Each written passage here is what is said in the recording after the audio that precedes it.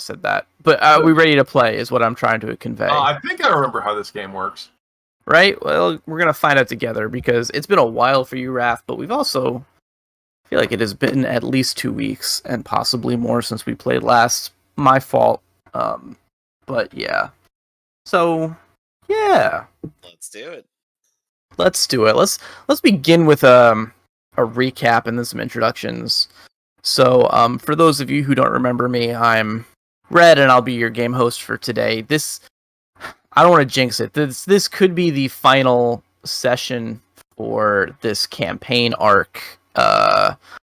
And last session, several sessions ago, we split the party. Literally, you could not split the party more. We had half the party head west to the very edges of Calabria in the Mere Forest, and then we had half the party go right to the coast to Fermarouge. And so we've been following half of the party for the last 2 sessions, and this is the story of that group, which included the Doctor and Adrisgar and their various hanger-ons. Okay, so when they made it into the Mere Forest, they found the site of we lost Raph again. But we got Raph back. Apparently this is going to be a thing, so that I'm just going to drop out like this. So just get used to it. Okay.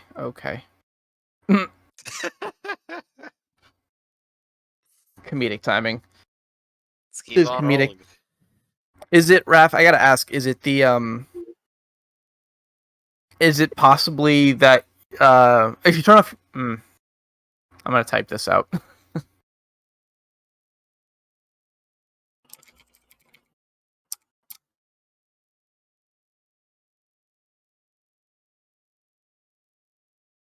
I guess I could say it now, but you were dropping off with great frequency. I was going to say maybe without the video it might be more stable. Although now we're not getting any audio from you.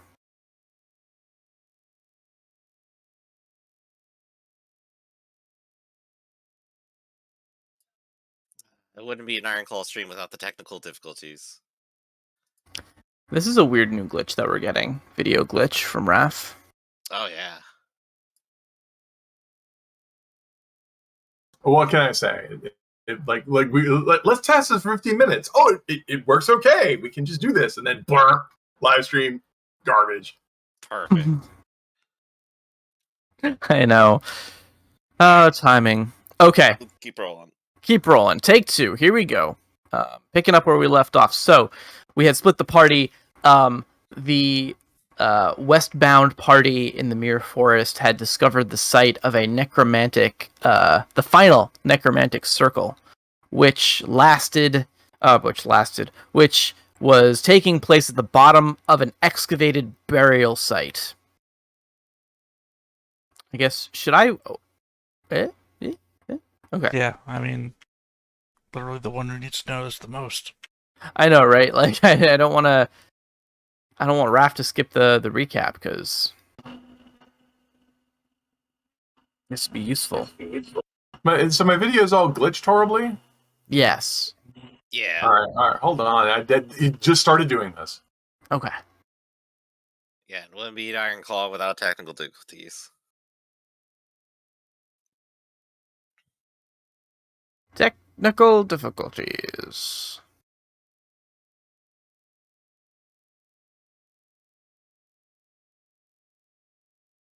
I shouldn't say it because I don't want to jinx it, but I did over vacation get to start playing the Sprawl.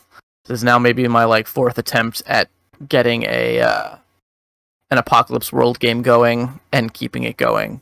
So we'll see. I don't think it counts as I have not kept it going yet, but I'm excited to try to keep it going. Okay, I've changed the settings to be even shittier. Okay. We can see you now.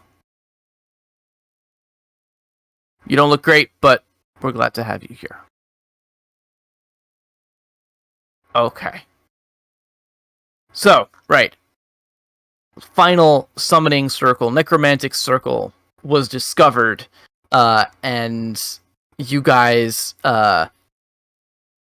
fought several of the Dark Knights armed with cursed blades. You fought. You met an old face, a weird deer necromancer who you thought you had dispatched, and you had dispatched much earlier in your adventures, has come back puppeteered as by Amosand.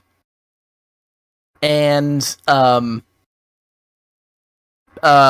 Adris arrived with Calpurnia, sort of De La Vega's second in command, or the one that kind of filled his shoes. She escorted the Grey Fox Twitch, believed to be Fabrizio, to the side of the circle. I'm not good at these recaps, but having these drop houses making it infinitely more challenging. You're giving you time to read ahead. I know, right? Well, it's more like trying to pick and choose the details that are most important. I don't know what to say. It's like as soon as you, I mean, this is the acid test. Apparently, it doesn't like a lot of bandwidth. Maybe I should. I don't know if I want to leave the camera off for a bit. Try with the camera off, and I'll try to be less bandwidth intensive with my recap, and hopefully that'll help. Okay, so now my groove is gone, guys. It's all dead. Let's try it again from the top. We won't do it from the top. Okay, so basically there was a sacrifice. Amosand killed Fabrizio at the base of the tomb tree, which completed her plan to summon the long-dead necromancer Agamemnon, who has basically become godlike in his powers, now returned from the grave. And he begins to, in a genie-like fashion, I'm thinking the genie from Aladdin, when Jafar turns into the genie, right? In like a giant smoke cloud, he begins to block out the sky with dark clouds. It is at this point that the doctor uses his holy magic, engages him in a duel. It's a close thing, but they manage to kill or destroy this Agamemnon entity and save the world. This is not before Agamemnon kills basically everybody else at the site, including Adris's tagalongs, Winter, his faithful manservant, all of the blackguards, all of the rabbit slave diggers that were captured and brought to the site. Everybody's dead. With one exception. Adris manages to ingratiate himself to Agamemnon temporarily and uses his minor influence to save the life of this Calpurnia creature in an interesting twist. Let's see. So Agamemnon, half a continent away. Exactly. Yep. Yep. Yeah. That's pretty much the whole recap from what happened last session. So on the other side of the continent, while all of this is going on, Sir Connor, and we kind of hand waved it, but we assumed that Anushka would travel with him, heading to Fermarouge. They have heard rumors from the mouth of one of Amosand's puppets that war has come to the shores of Fermarouge. The Bisclavret fleet is a real thing, and it really arrived and is laying siege to the city, and that she believes, at least, that it is too late for Connor to save his doomed family. Ha ha ha ha ha ha. And so that is where we're going to pick up today, with Anushka and Connor arriving in the city of Fermarouge. And before we get on that, we're going to do what we do every session. We're going to go down and introduce our characters, their mottos, their outstanding goals. And, yeah. As I'll reintroduce myself, I'm Red, I'll be the game host, and I'll pass it over to Ark. Ark Lloyd, tell us about your character. Hello, I'm Mark.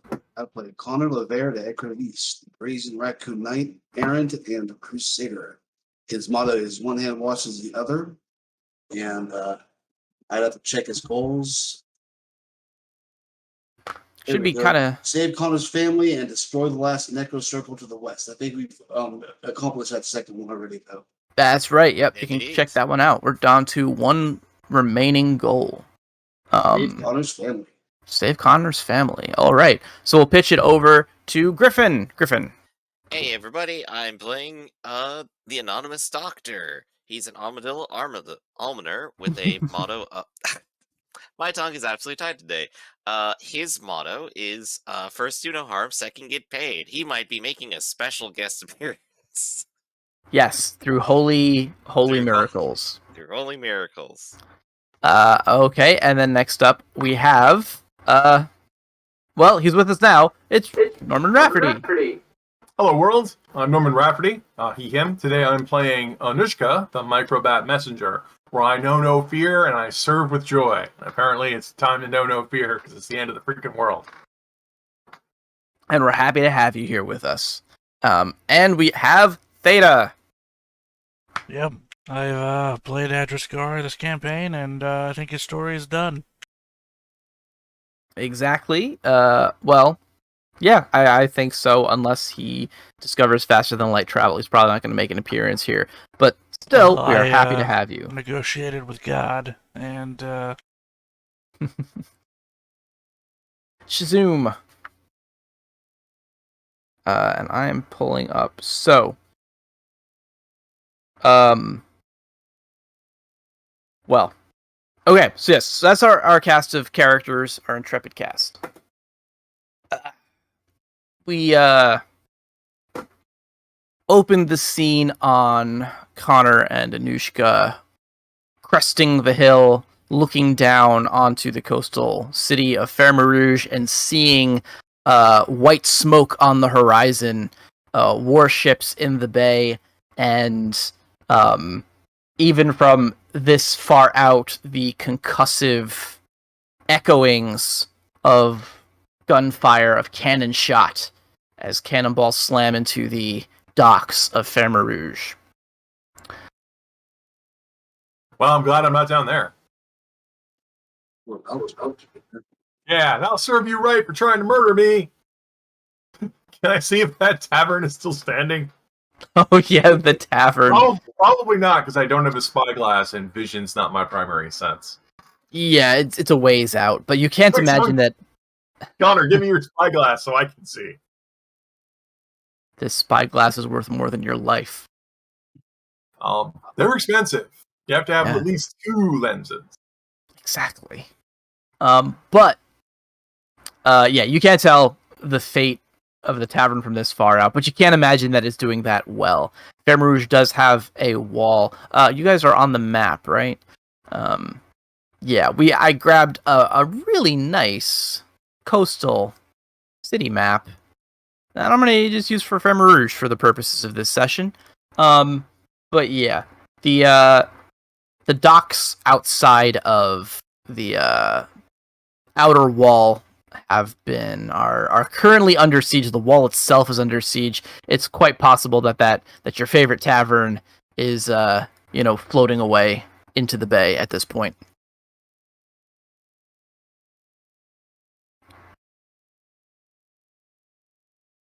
Huzzah! Huzzah! There's no love lost between me and them. But I suppose I should not be delighting in carnage, as Anushka would not do that. Apparently, Rafferty is jaded and horrible. Old man, Raph. Hey man, role play. Serves you right. Waves by Kane. That's a nice map. Right? Yeah, it actually looks like a freaking city.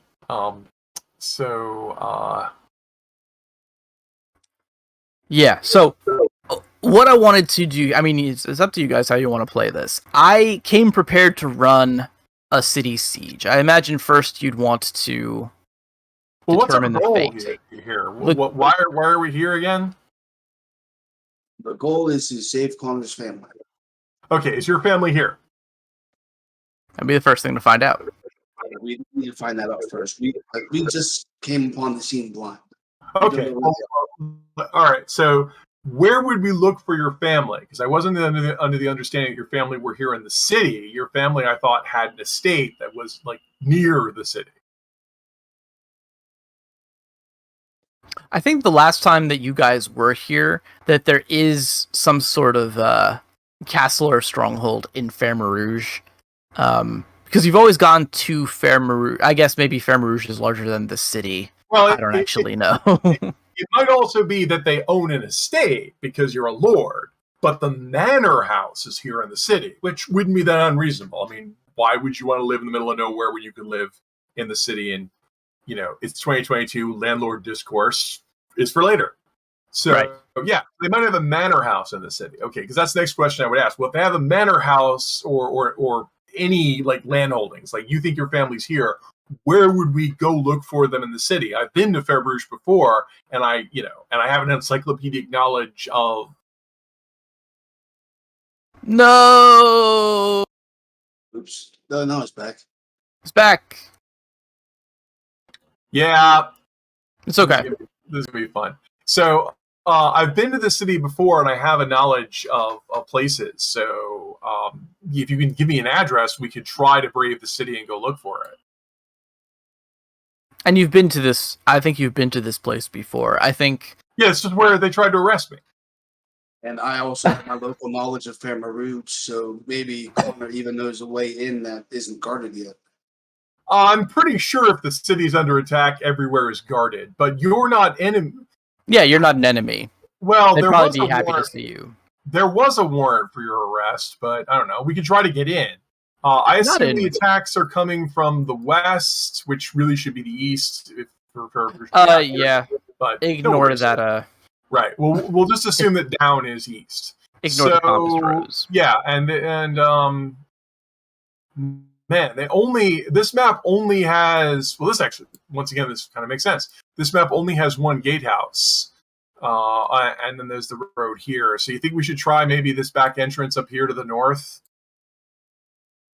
Sounds good to me. Okay. I mean, I don't want to go over the wall because they would probably shoot me down or have patrols take me out. Okay. Then All right. let us try to approach, because I don't think they've made landfall yet. We don't, from our vantage, can we see if there's any land armies yet? You don't. All you see are ships in the bay. You don't see anyone actually Okay. on the docks. Well, Or fighting on the docks. sigh. Steel weighs so heavily in my hands. Okay. You are hailed quite a distance out from the gate as you approach.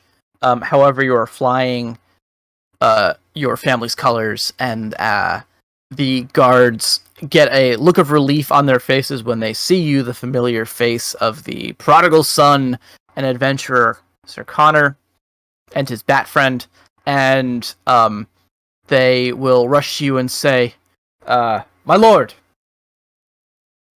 the situation is dire. We are besieged from the water, a naval force that rivals even our own, and your father, and they get kind of a grim look. They say he's in the manor house. He was on the wall when the first wave of attacks began, and he took shrapnel. He does not. Well, you should go and see for yourself. Yes. And they will let you pass freely. When you enter the city, it is eerily quiet. The streets are emptier than you have ever seen them, and you can hear in the distance shouts and commands, and again those concussive blasts, which sound closer than ever. And on the horizon, over the wall, what is usually blue sky, you see a thick gray haze. But you have no problem finding your way to the manor house. They will let you in, all with equally grim sort of expressions. And before you know it, you are at your father's side. He looks very, I would say pale, but everyone here is covered in fur. So he looks ailing. They have him laying in bed. There are 2 doctors by his side, and he has bandages crossing over his chest, and one of his eyes, the side of his face. It's impossible to tell how bad the damage is, but the bandages are fully soaked with dried blood. And he's actually not currently conscious, but one of the doctors looks up at you and says, it's good that you came when you did, my lord. I'm afraid the prognosis is grim. You mean he's Connor, like, a very worried look crosses his face, and he says, I mean, he's not long for this world. The doctor will neither confirm nor deny your statement. He looks at his baron, sadly. He says, miracles have been known to happen, but I do not believe... I do not believe his injuries are very serious. We can say that for certain. We're doing all that we can for him. Unfortunately, what men that we have are at the wall. Your brother Arthur is here as well, currently standing in his father's stead, trying to organize what troops that we do have.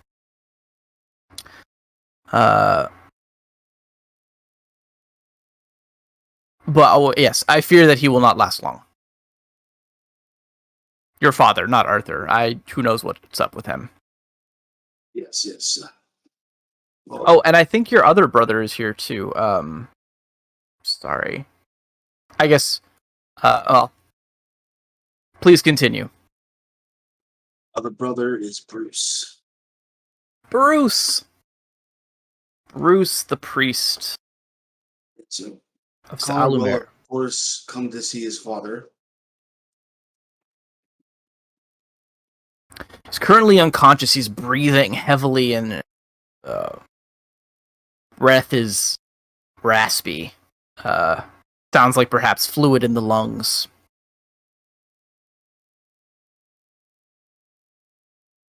He'll put a hand on his father's and take a knee at the bedside so he can see him more eye to eye. Mm-hmm. Father, it's Connor. Can you hear me?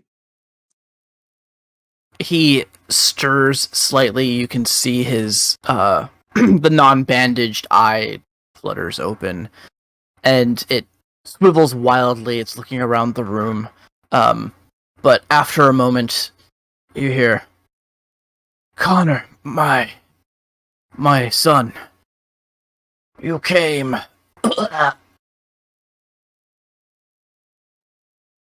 Yes. I'm sorry I wasn't here during the siege. I did not know that Amosan would be so bold. Amosand, he looks confused again. He says, "No, it's the wolves. Those Bisclavre demons." Yes. I had been allied with some Bisclavre. I doubt it was them. It is the Queen Mother who we should be concerned with. What? Please follow on. Okay, he cuts you off with a bar. It's like, "What foolishness is this? I was on the wall. I saw they flew the Bisclavre flags. They have brought war to us. Surely the Rinaldi have no part of this. They wouldn't dare."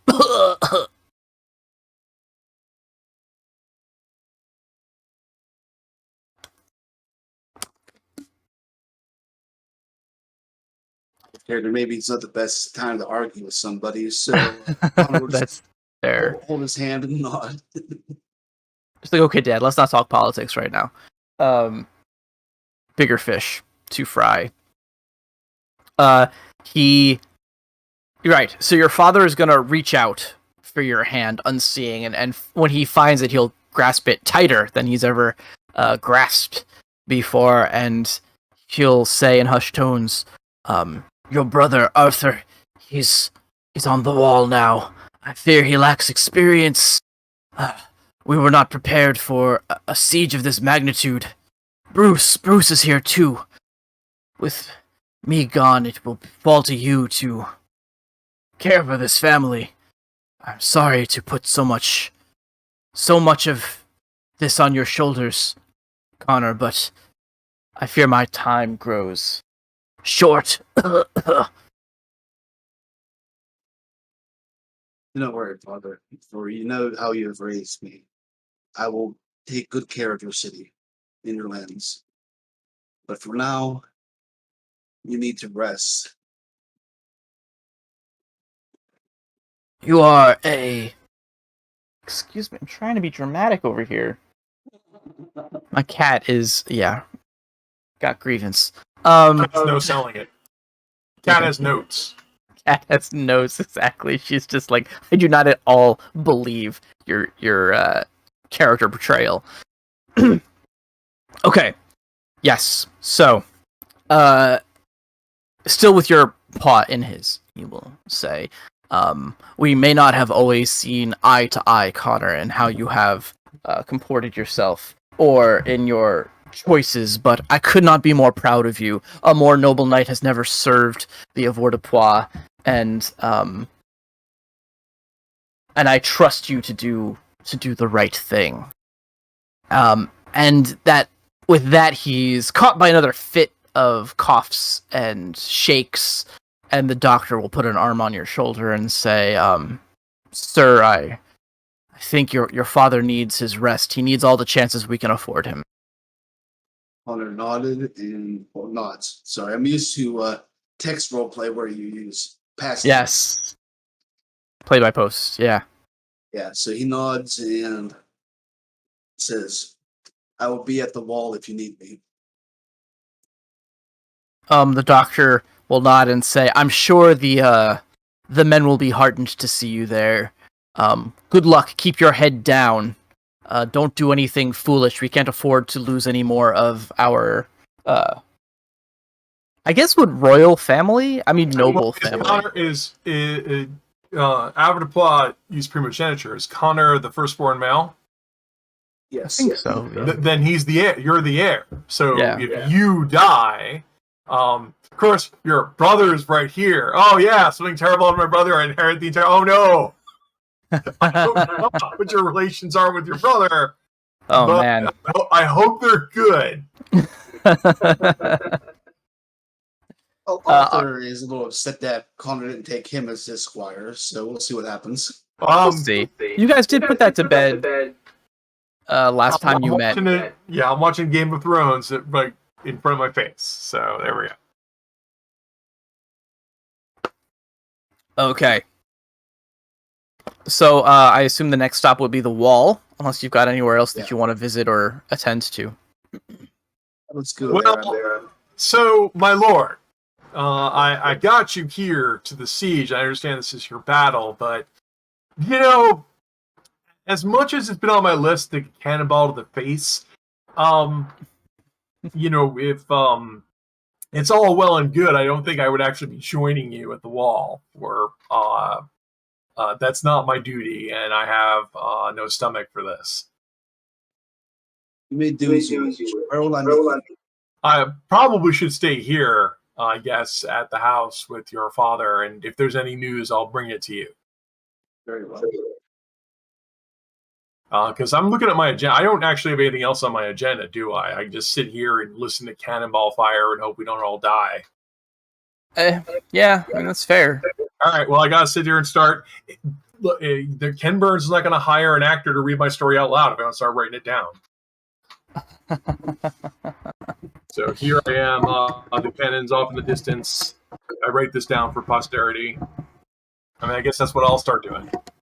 You are literate, and you could have access to this stuff. So Anushka recounts her entire adventures up to this point. My entire adventure, written on the backs of flyers advertising a winery. There you go. I love it. The things that stick. Okay. Well, so I was thinking that at this point, finding Arthur is not going to be difficult. When you reach the wall, you can see the forces of Fair Marouge, and you realize that they're not maybe... there's a couple things to consider here. Number one is the war in the west is still raging, and this has greatly depleted a lot of the military forces of the Avoirdupois. Number two, the Avoirdupois themselves are not the ones to invest overly much in cannons and guns. So, at the ranges we're talking about, they don't have a whole lot of defensive options. Yeah, and number three, I don't think anybody here was ever expecting really a naval siege of Avoirdupois. They've been at war with the Doloro for many, many years, and we talked about before, we discussed the signal towers. The Avoirdupois, if they ever thought they were going to be in a war, assumed it was going to be a land war, not a sea war. So even though you're a coastal town, I'm sure that you guys have boats and probably even like some sort of naval force. This was not in the cards. Yeah, well, what I would guess is that they shored up the wall to make it as cannon-proof as they can, and it probably is pretty cannon-proof, but these guys have all day. So they're going to try and weather that out. Because when you make a wall, you can make, brick, dirt, brick, and make it pretty solid.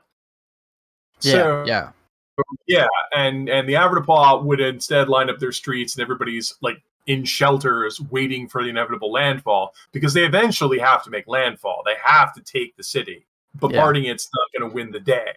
And so this is just waiting it out. There's probably a bunch of pretentious Avoirdupois out there just like, I can't wait for them to make land dive and glorious battle. It's like, yeah, whatever, losers. Like they're all waiting this. Like in fact, Connor's saying, I'm going to go to the wall so I can see this firsthand and maybe get a cannonball in the face. And it's like, yeah, it sounds like you. Good luck with that, Blue Bloods. So they're just waiting for that. And I don't, they're probably just going to bombard us and eventually either leave. I'm worried that they're actually making landfall right now and marching overland to come here. But that's for the generals. That's not for me. Right. And there's a question of whether there's a fifth column in the city who will open the gates. Do the invaders have the necromancers on their side? That's not something that you would know.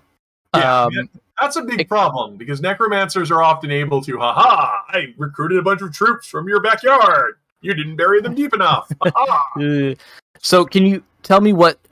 I assume when you say fifth column, you mean saboteurs within the city walls. Saboteurs within the city walls. Gotcha. Like guys who just said, we've been... Because I know, actually, when I came to the tavern, that wasn't so much an enemy agent. That's something... But once again, this is stuff that, they're here to worry about. I'm going to hang around here, and if stuff goes too far south, I'm going to go find everybody else. That's my job. I serve with joy, but this is not my office.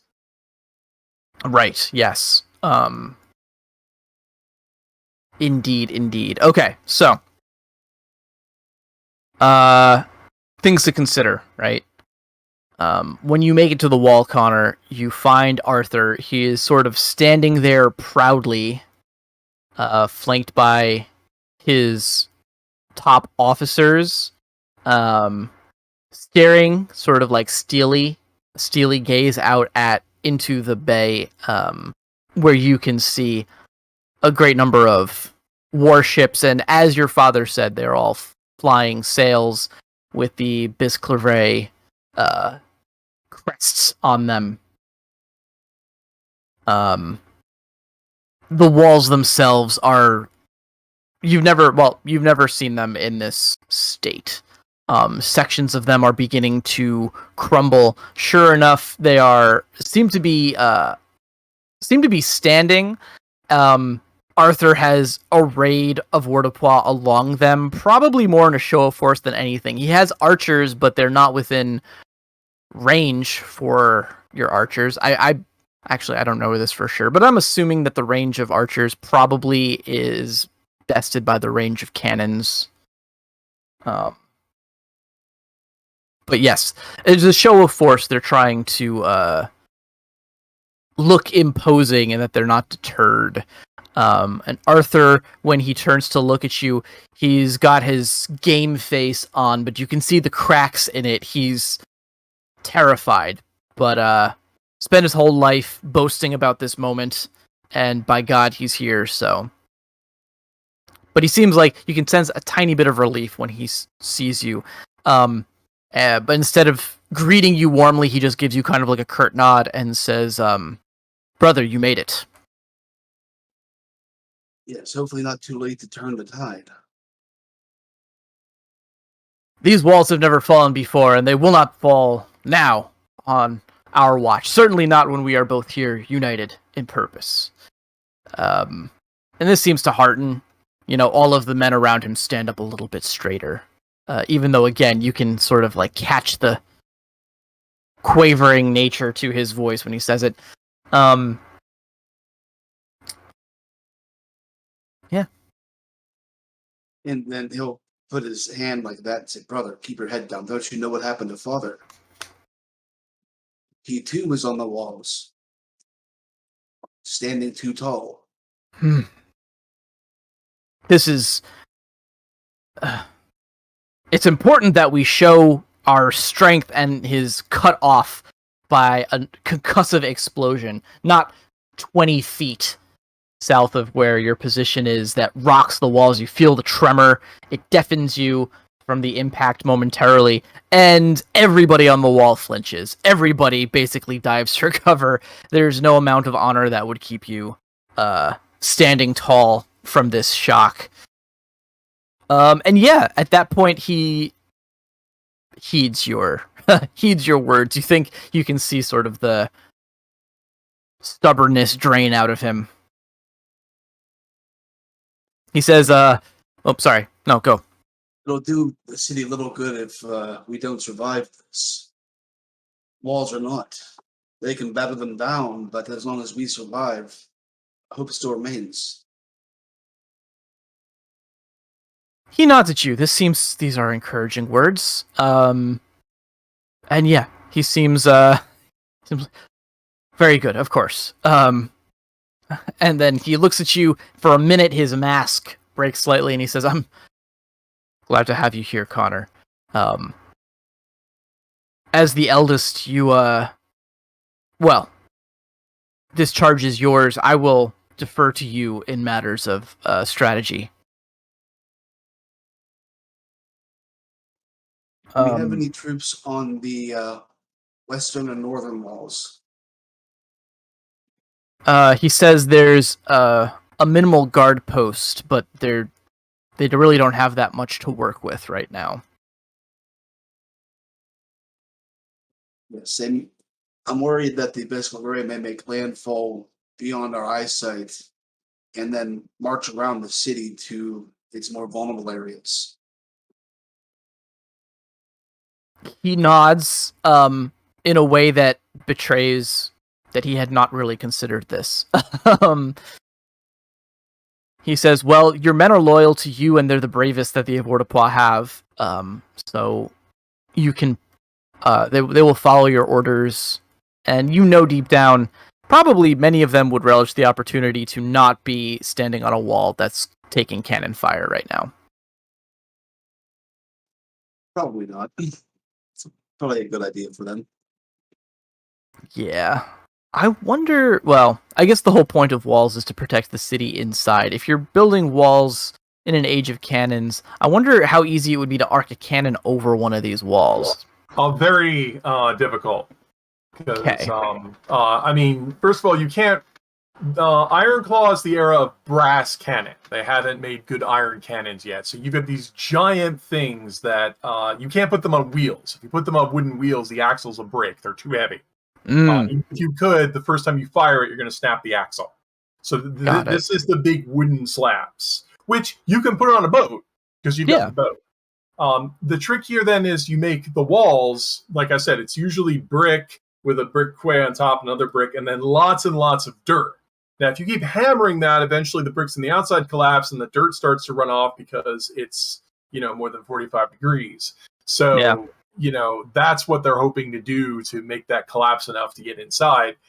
You can make the walls like this is the big game that the ships are playing. The ships have longer range cannon fire, but they, the balls, and in physics, balls don't lose that much momentum to air resistance. But if they hit, anyway, they're saying they're hammering it, and they don't want to get much closer because the Avoirdupois will shoot them. But on the other hand, the walls might be solid enough that after a while, they're not doing anything. That they're just, hitting the walls and just adding to the pile. And and the Avoirdupois might be waiting them out. Also, I can't think of anything that's much more Avoirdupois than a bunch of guys standing on the wall just to show that we have guys still in the city who aren't deserting and are here to show off. And their only job is to stand there and die. I do, like I said, so game, it's, like, wow. That's why I'm having no part of that. So you can, like, it's the galloper gun that makes the castles completely obsolete, because by then, when we can field an iron cannon that can blow down your wall and we can move it so you can't fire back at us, that's the end. So we're not quite there yet. But also, like, these ships, like, I don't know, you say there's an impressive fleet out there. If they have, like, ships of the line and the big giant ships with the ridiculous barrage, they might just be able to hammer it until the walls collapse enough and they can just make landfall here and get in. Right. They have to stop shooting when they make landfall because they can't shoot their own guys. Right. It's really a question. I'm always fond of quoting David Drake, where David Drake said, "War happens when one side drastically overestimates its chances of winning." They wouldn't be here if they didn't think they could make it, unless this is a distraction from something they're doing somewhere else. There's all these kinds of things. I think they're here to take the city. As near as we can tell, they're here for the city. Yeah. And it is an impressive fleet. You can see most impressive fleet that money can buy. And are they all flying colors, or is it like an alliance? They all flying Bisclavret flags, and then you see flags of various Bisclavret dukes and nobles as well. Even though some of them are almost definitely privateers, that's going to suck, Connor. Because these guys are probably privateers that have promised a share of the booty, which means they're here for landfall, because there's no booty if you don't make landfall. Yeah. So, not a good day for your city. I praise your honor, but I do not have, I flip to the end of your story and there's not many pages left. Okay. Well, so, it sounded like your first order there, Connor, was going to be to spread some of these forces on the wall here to the north, or to the other sides in this map is cockeyed. So, but yeah, spreading your forces around to the other areas in case there is a land attack, right? Right. Yeah, did you guys ever play Sid Meier's Pirates? No. Was it good? I did. I remember the sword fighting minigame and the dancing minigame. Well, you also remember in the game you would split your landfalls. You would do one bunch of guys were going straight for the city, and then you'd have one or two other companies make landfall like a couple miles away, and then hike it over land. To get the city. So while you were cannoneering them to soften them up, your guys would arrive at different and split the troops up. So then when your guys were attacking the walls, then you would make landfall because there'd be a distraction. That's a thing I would be worried about, that the Bisclavret made landfall somewhere else and these guys are waiting for the other ones to come. That's an intel issue. That's whether you guys know that or not. Because I'm sure the Bisclavret could do it. I'm sure they could either get landfalls or throw money. Once again, throwing money at mercenaries. The Avoirdupois, I think here your goal would be that you have loyalty, not coin. So if you can outlast them because you are nobler and braver and committed, the Biscove eventually a lot of their troops will either break morale because they're craven cowards. Here's my racism, or they're privateers, and the privateers are we're not making any money. Let's do a Sherman's march home and burn a bunch of peasants on the way there. And this isn't worth it. So that's what I would think. But that's just my conjecture. They might have stuff I don't know about. I'm worried if the Biscove have the undead are not motivated by booty. Right. The vampires are. They're motivated by brain. Oh, well played. Well done. Okay. All right. So let's progress this timeline a little bit. So you move some of your guys. We've got so yeah, it's another less than an hour. These walls, there's a breach in the wall. Under sustained cannon fire. It's not like there's a sea level path you can just walk through, but there's enough of a collapse that troops could scale it. And at the sign of this, you can see the ships are beginning to move into formation. Looks like they're going to make landfall. Meanwhile, yes, your scouts on the wall to the... Well, I guess it'll be to the north, right? Can see that there is a movement of military forces coming down from the north. Looking like they're going to try to, attack your city over these bridges up here. I'll start bringing out some tokens, so we know where people are. Here's a helm token. God, he's so big. Okay. So we got forces coming to the wall. We got boats.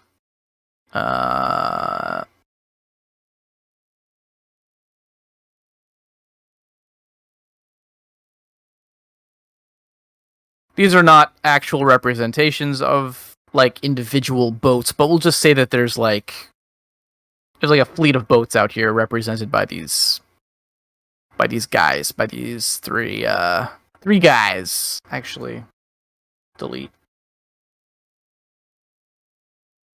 Okay.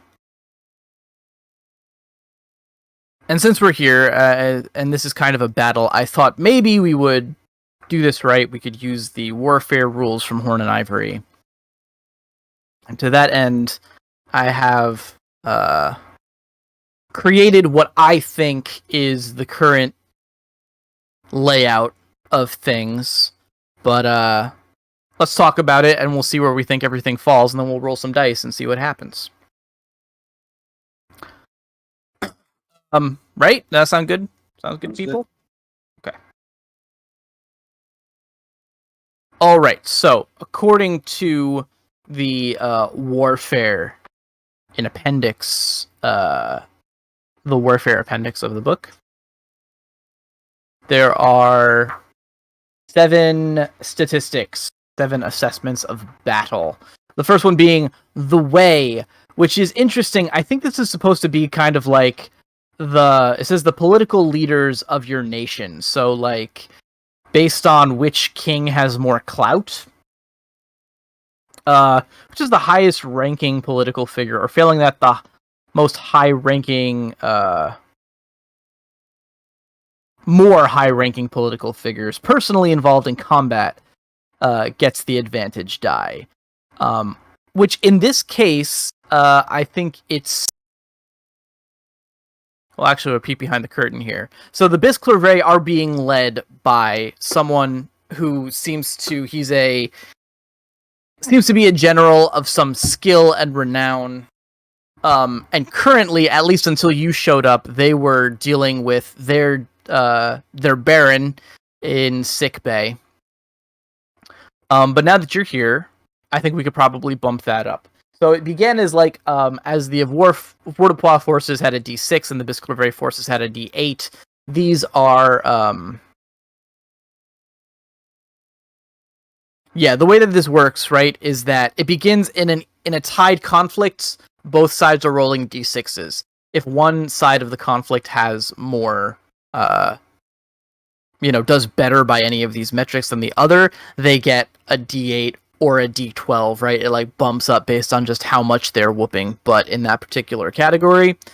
And then I guess we roll these things. I guess we could roll these things, roll them off. Or we're supposed to roll them all as a pool and then count up the successes. And then that sort of like progresses the battle along who's winning.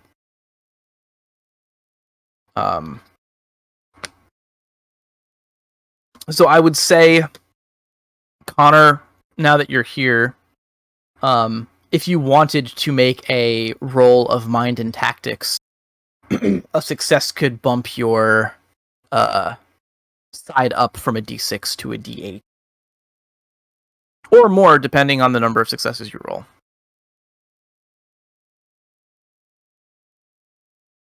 How's 3 sound? 3 sounds pretty good. We'll give you a d12.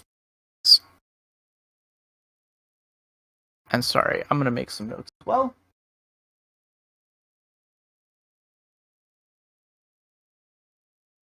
By the way, cute dog, Griff. What the what? Griff has a porta puppy. Oh.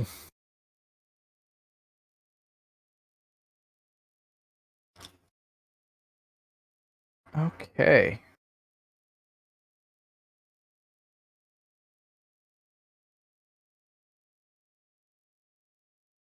Should have come prepared.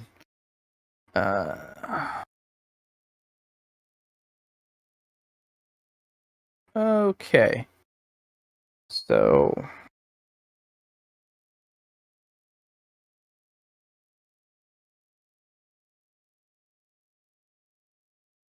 and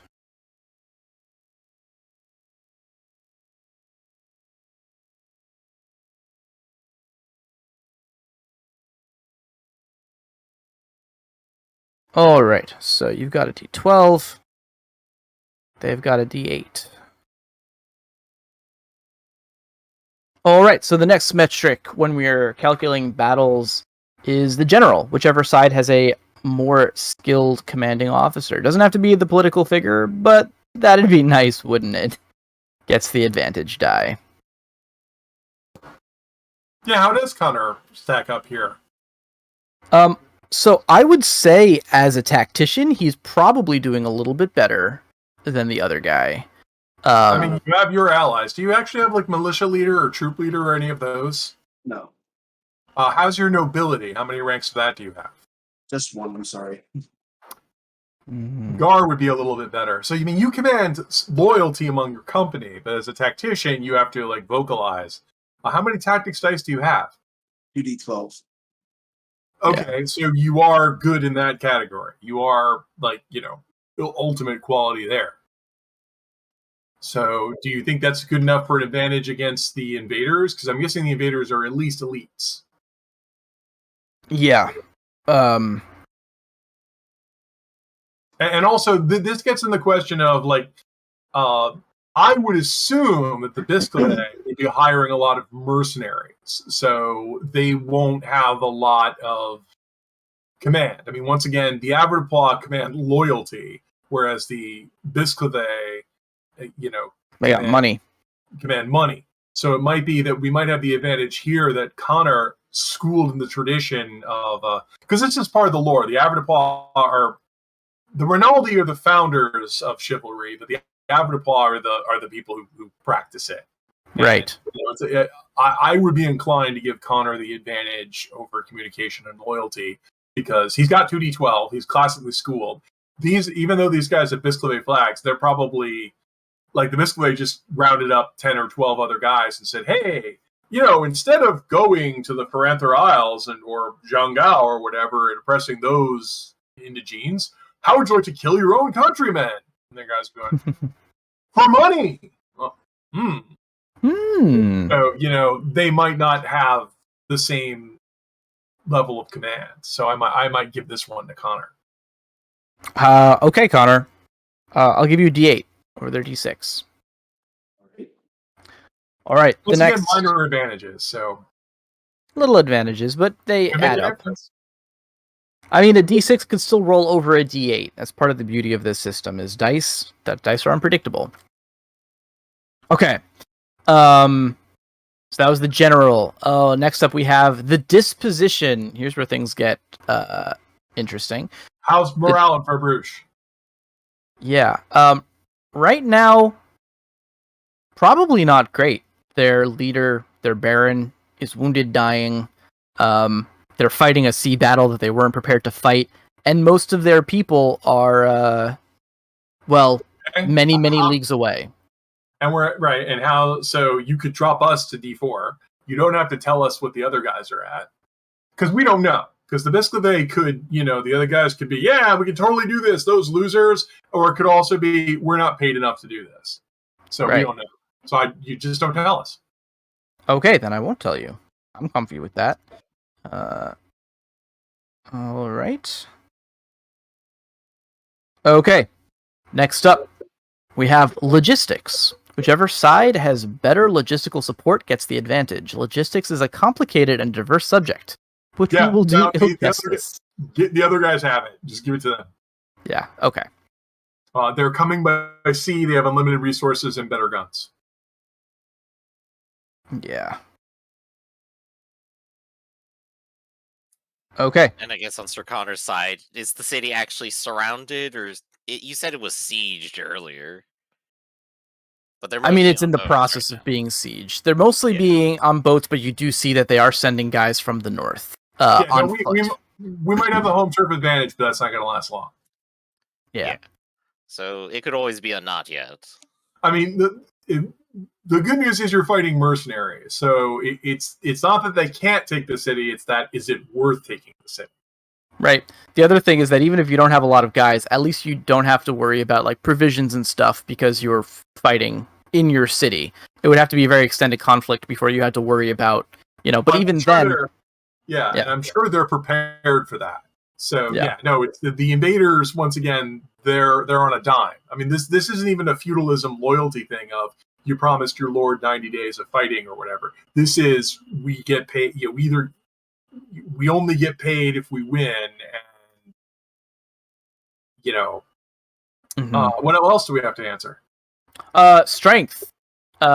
Strength is which side has more troops, and then they get. Are there more of them than there are of us?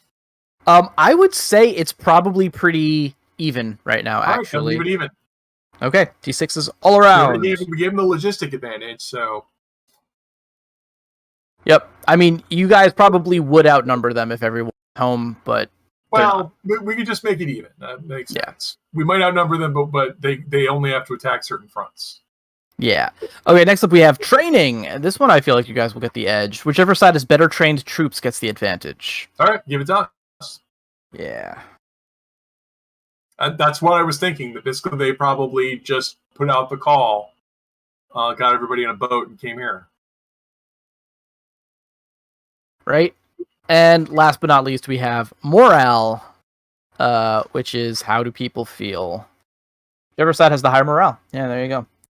I mean, they're excited. Like, we're gonna rob these people of their stuff. I do think they probably have. Yeah, I think they do probably have the higher morale. In this case. I'm not eager to see what happens after landfall. This is not going to be. This is going to be, like I keep saying, Game of Thrones. It's kind of like, Game of Thrones was on the lighter side of what actually happens. Yeesh. Big ol' yikes. Glad to be back, guys. I'm just tallying up what you guys got. Okay. Because I probably did it wrong when I kept track. All right. So, according to my calculations, you guys will be rolling a D4, 3d6, 2d8, and a d12. Does that add up to 7? 1, 2, 3, 4, 5, 6. Yeah, okay. And I'll be rolling. We got.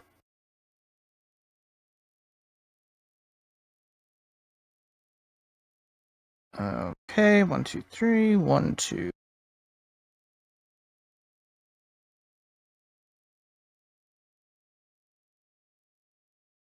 Okay. Cool. Are you guys ready? Yep. All right. So I'm you'll be ready. rolling D4, 3D6, 2D8, and a D12, and I'll be rolling 3D6, 3D8, and a D12. 3d6. What else? Right? 2D8s and 1D12.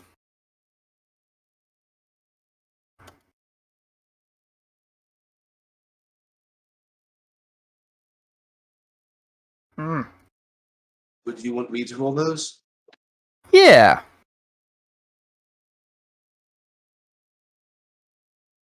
All right. Numbers. How did it about?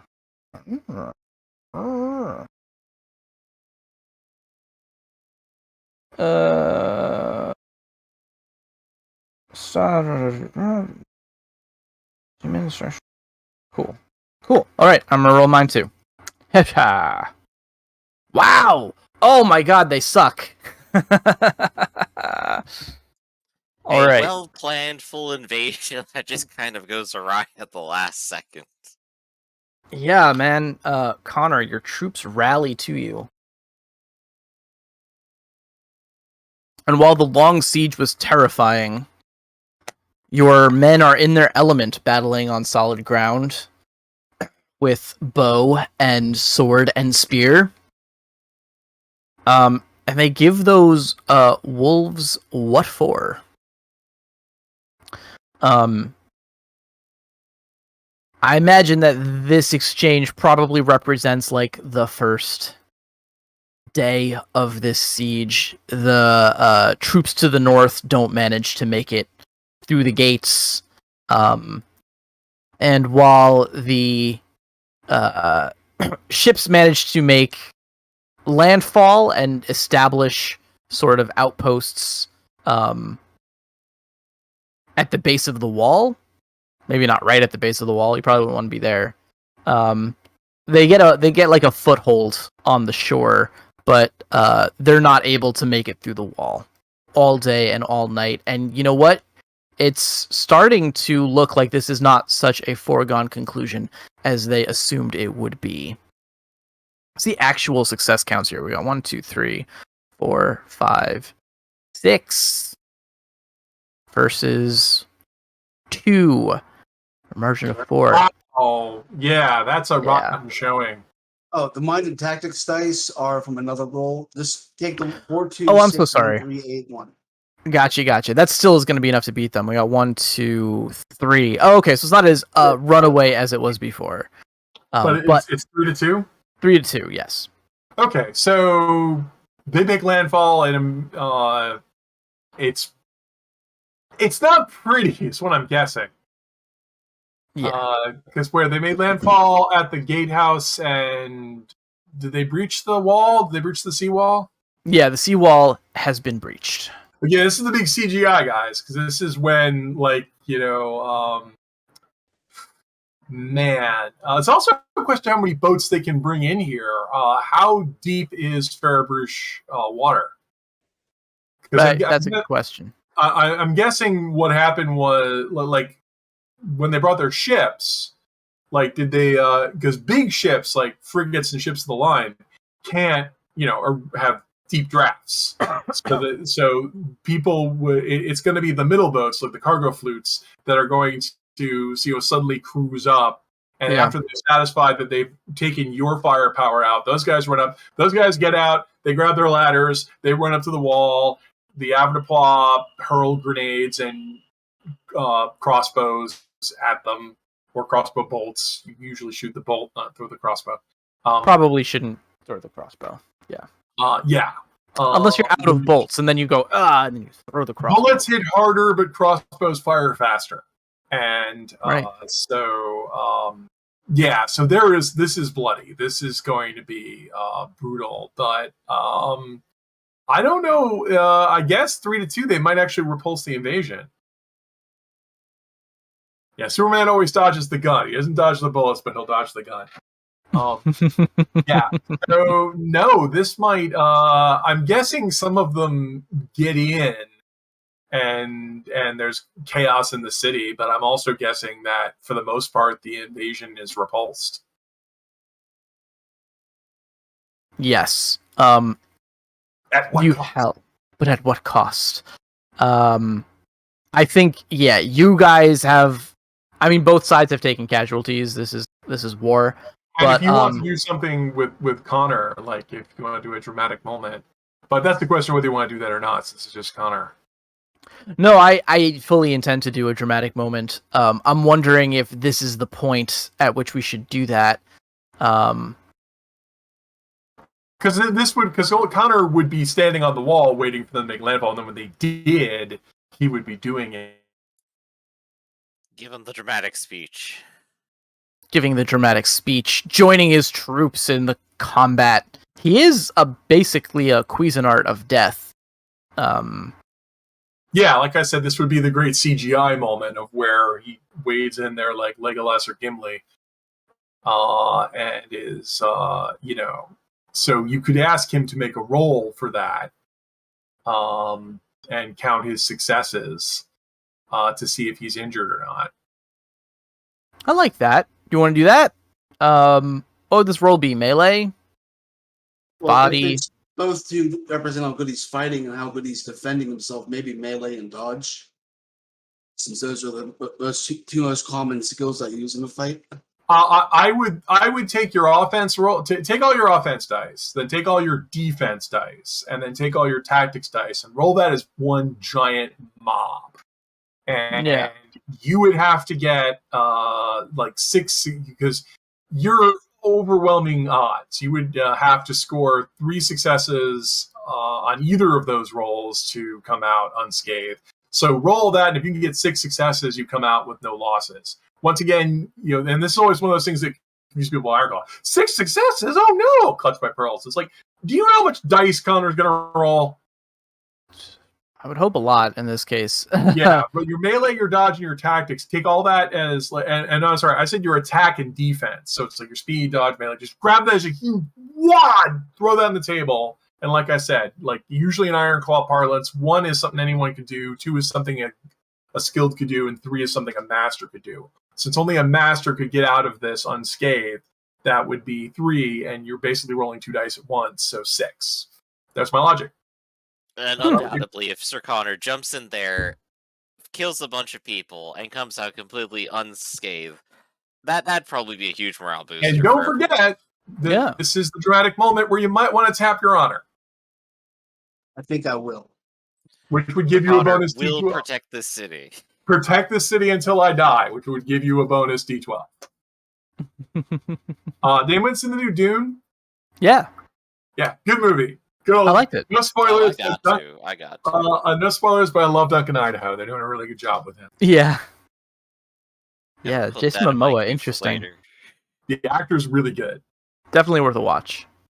And the cinematography is really great. And I mean, it's Dune. It's compressed Dune, but I think it's smart. They're doing It's it as 2 really, movies. really good. Yeah. It's just really good. Oh, let's see what we got here. Jesus, that is a lot of dice. Okay. Well, I count 1, 2, 3, 4, 5 on the very first melee. 6, 7, 8, 9, 10. Yeah, you beat it. They can't touch you. Well, then the next question is, how well do his men do? And he's got 10 successes, so he could burn some of those. So you as the GM could just rule that, yeah, Connor's men come out okay. And the basic roll was 3-2. So it looks like the Biscleve suffer some loss. Sorry, the Avoirdupois suffer losses. The Biscleve pay. This is, like put it bay for 1 day. But now the question is, what happens tomorrow? Exactly what does happen tomorrow. Yeah.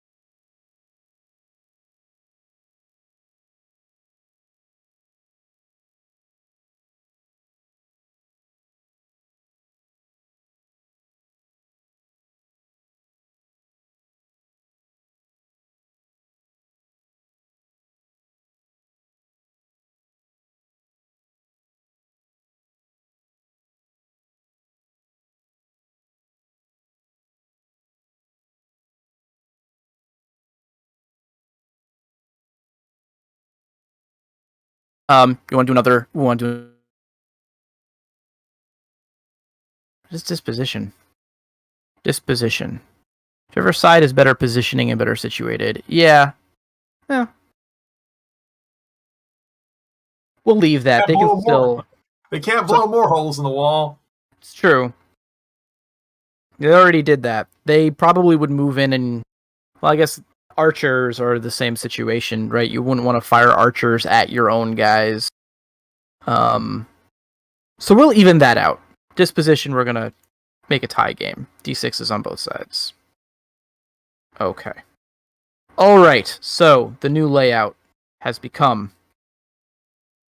You will be rolling 1, 2, 3 D6s, 3 D8s, and a D12. You'll be rolling what they were rolling. They will be rolling 1, 2, 5, 6 D6s and a D8. So you really turned the tides here. Battle 2.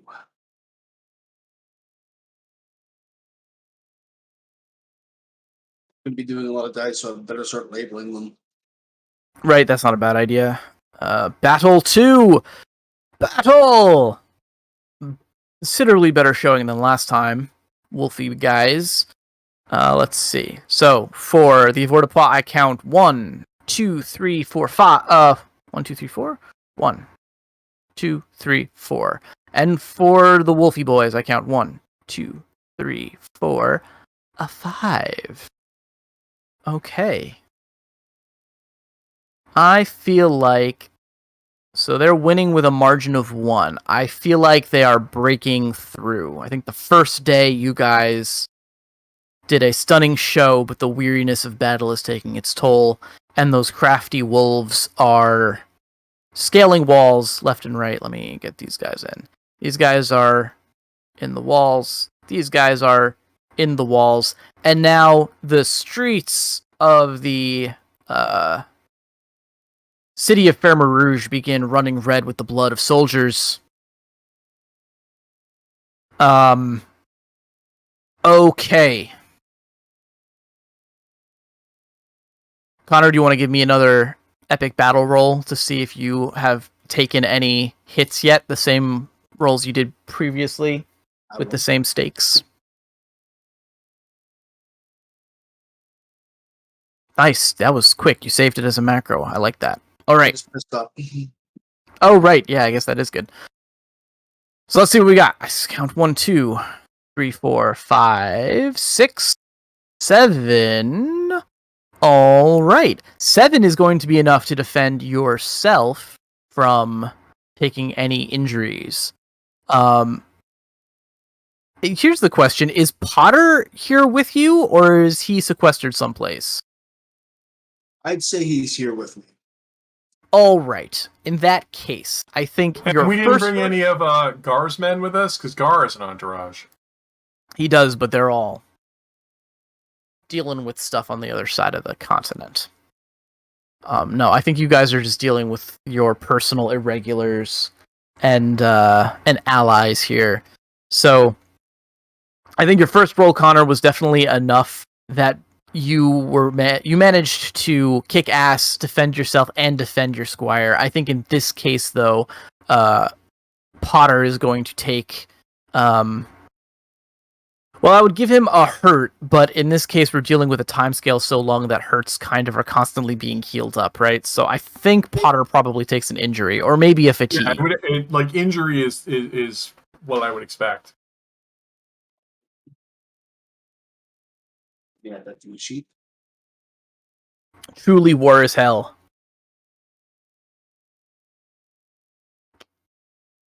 Potter grimaces. He's lost an eye.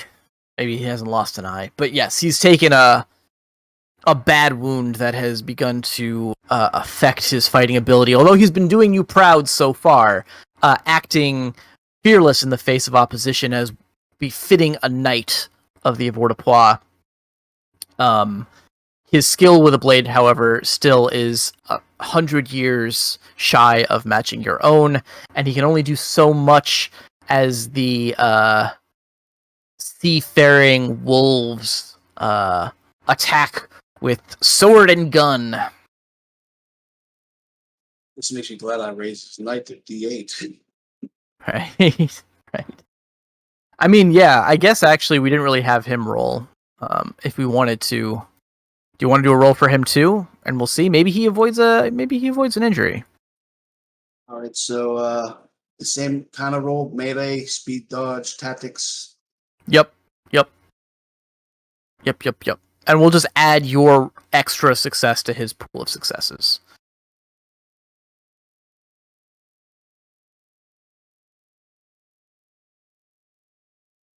Just give me a moment to look over the sheet and make sure I get everything I need. No problem.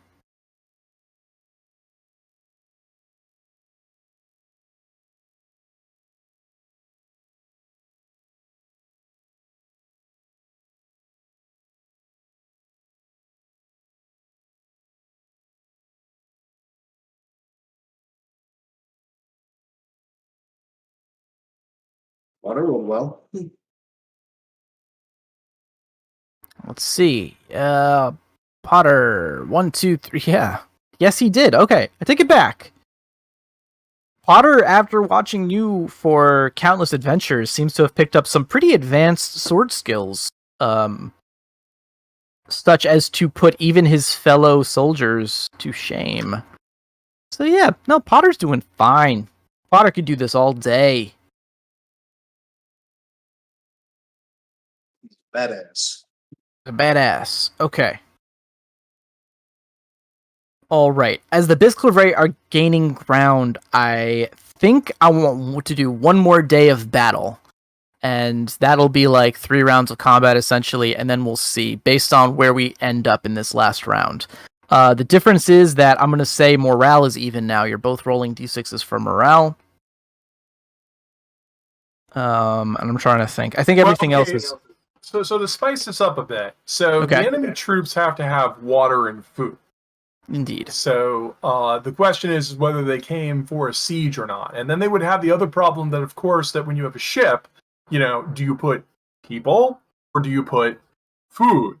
Right. You have to choose between one of those two. So what if the Bisclaveret were in it to win it?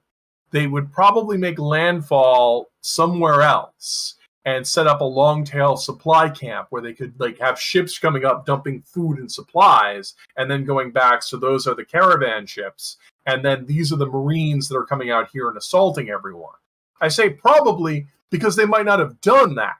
They might have instead just loaded up everybody with guns, come here to shoot everyone. If they came here for a blitz, to do this fast, get in and get out, they probably can only do 3 days because then they're out of water. Right. So I think they're here to win it. What are the Bisclaveret? What intel does? Because we're trapped in the city. So what intel do the Avertibois have that there's not a camp somewhere else? Do they have any intel for this? Because I'm a little worried they don't. And if they don't, it means I have to go look. I think that I was just reached that same conclusion. I don't think they have that intel. But that's something you could help them out with. I do not want to do this.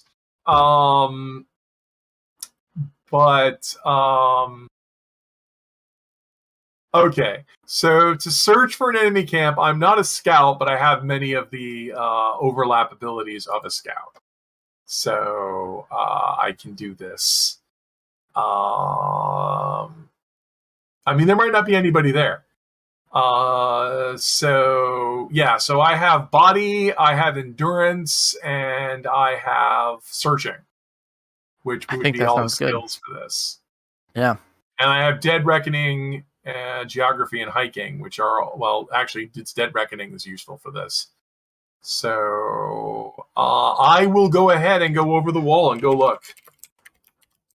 Okay. I think my keyboard's sticking. Hate a sticky keyboard. Yeah, not in a good way.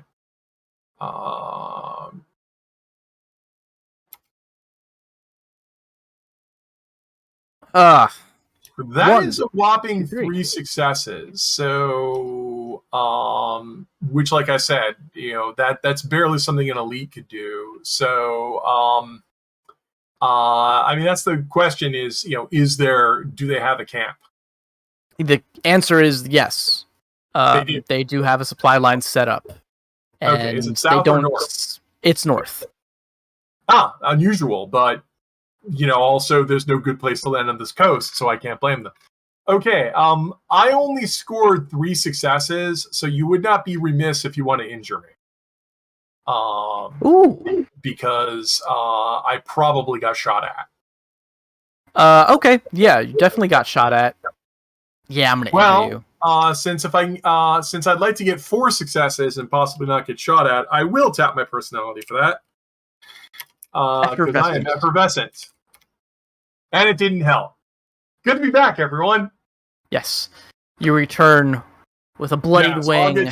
And I'll report they have a supply camp. And that's bad news, because unless you send a sortie out to deal with their supply camp, they know they can just outlast you, because they have a staging operation in the north. They'll set that up, they'll do an invasion, they'll cut off your land, they've already cut off your sea.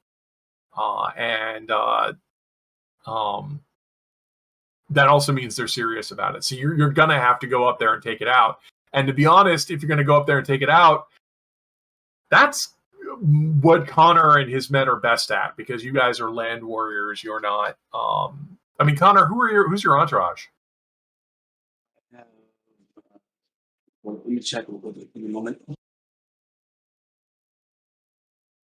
A raccoon bandit, snitch, robber, and a bear militia.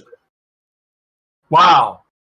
Actually, to be honest, well, yeah, you've got some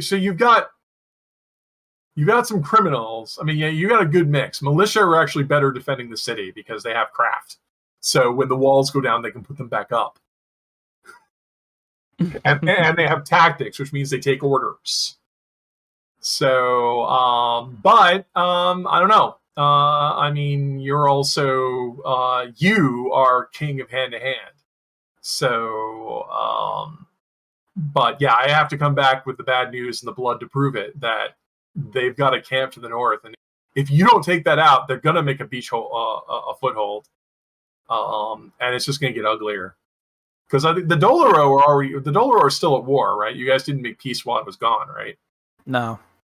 Yeah, so you're not going to get help from the west. All right, so we should definitely take out this camp.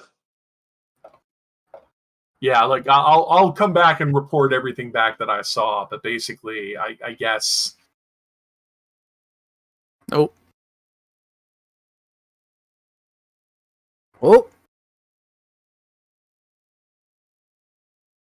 Hey, I'm back. Welcome back. Yeah, I'm guessing that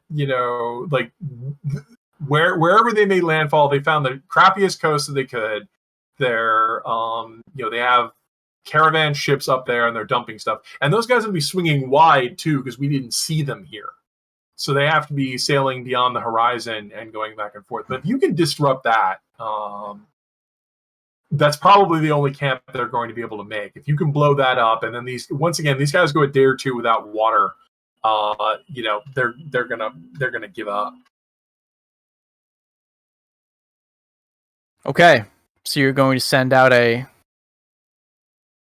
sortie. You're gonna go head north with a few good men and try to take out this camp, right? Right. Okay. All right. It's a little bit early, but do you guys mind if we call a short break? I'll be able to make me some tea then. Yes. It's break time then. Energizing tea. Be right back.